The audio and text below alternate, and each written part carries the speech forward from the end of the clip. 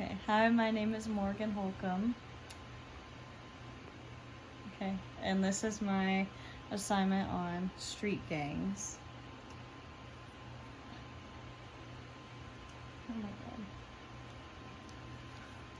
Okay, the first street gang is the Crips. They were founded in the 1960s in Los Angeles. The gang is primarily African American, whose members adopted the color blue to set themselves apart from other street gangs in Los Angeles.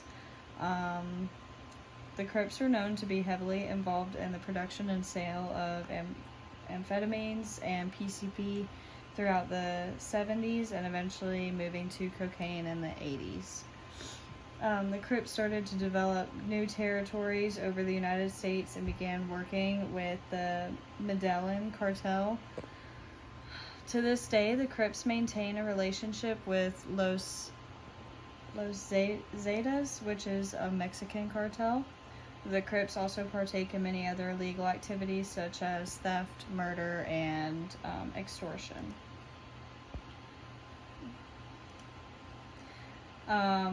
Their drug organization, as previously mentioned, the Crips originally began selling amphetamines and PCP, then eventually moved to sell the production and selling of cocaine.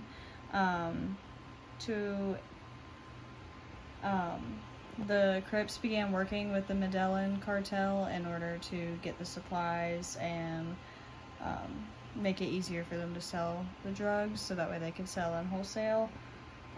It is estimated that there are over 40,000 people who are selling drugs all over the United States for the Crips.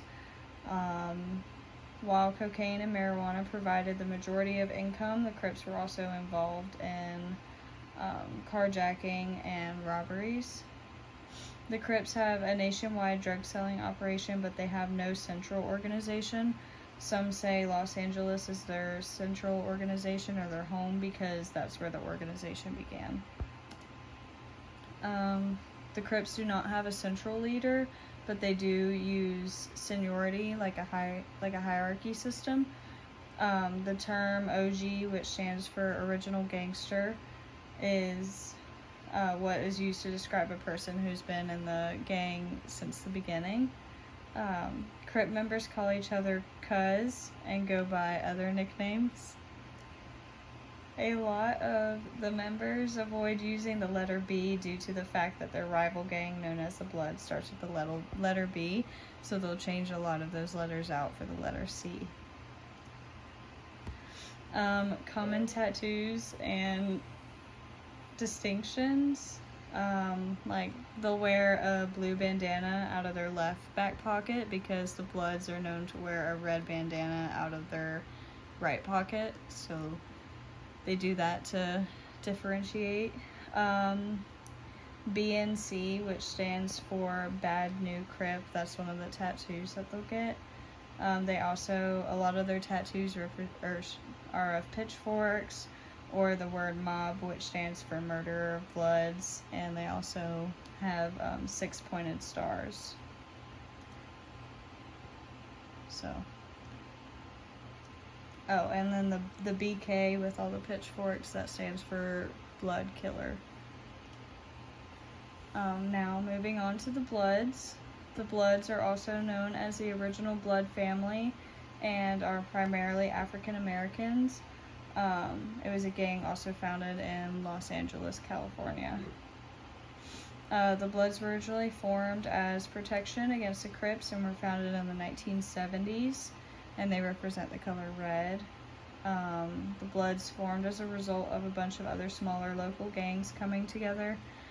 The Crips outnumber the Bloods through the entirety of the West Coast, but the Crips the Bloods have the majority on the East Coast. The Bloods are able to maintain their territories by being one of the most brutal gangs, and the Bloods are known as the most dangerous gang on the East Coast. Their drug organization, like the rivals, the Bloods began to focus on drugs with the rise of crack cocaine in the 1980s. The shift helped the gang spread beyond California. The Bloods also made most of their income off of the production and sale of heroin, along with cocaine. The Bloods dominate the East Coast when it comes to numbers and drugs.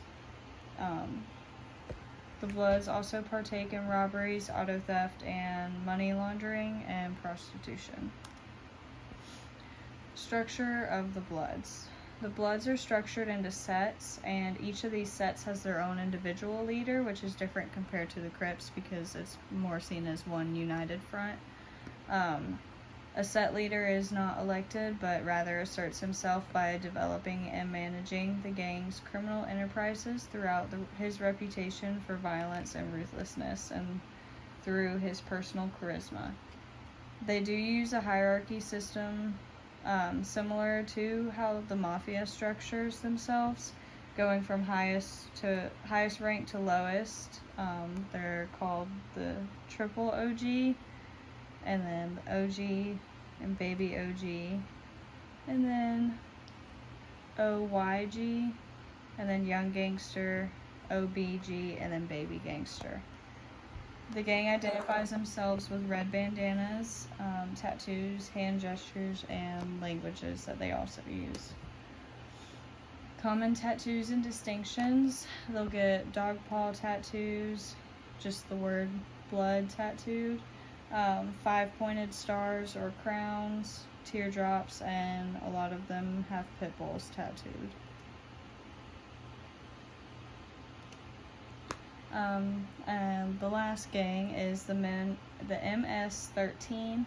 The MS-13 was formed by Salvadorian immigrants that came to the United States in order to escape the Civil War in their home country.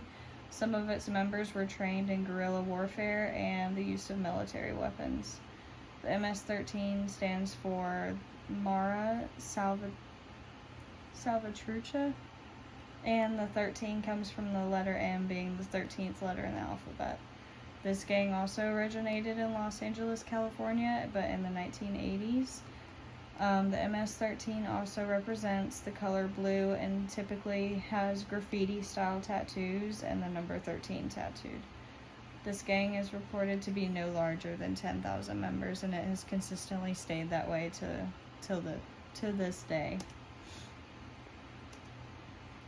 The MS-13 became heavily involved with the Mexican drug cartels in 1995. Drug trafficking is how the gang makes most of their money. Some sets of the MS-13 sell their drugs on their own, while other sets or cliques use the wholesale market with the Mexican drug cartel. The MS-13 is mostly known to produce and sell marijuana and cocaine. The structure of the MS-13, this gang does not have a single leader or does not have a hierarchy system. They do have councils which consist of the older members in the gang, and these councils are put into place to keep the smaller groups, which are called cliques, in order. The cliques act as their own little family and consist of their own immediate circle. So that way they have people that they can depend on. These cliques normally have their own neighborhood or territory in which they maintain charge of. When a teenager joins the gang, they are typically tasked with the job of being a lookout, and they are referred to as banderas or chiqueos. They must then go through an initiation known as the beating that can last for either 13 seconds or 13 minutes, and that's depending on the person who's keeping track of the time. And then once they finish the beating, they're moved up into the gang, and they have to, that's whenever they start to perform the normal tasks like selling drugs and defending the gang and stuff. Common tattoos and distinctions, they just have a lot of various face tattoos. There's nothing really specific. They have graffiti style tattoos, and then they have the number 13 in various forms like Roman numerals or X13, or in Spanish they'll have the word trace. And then they do use the devil's head symbol a lot as well.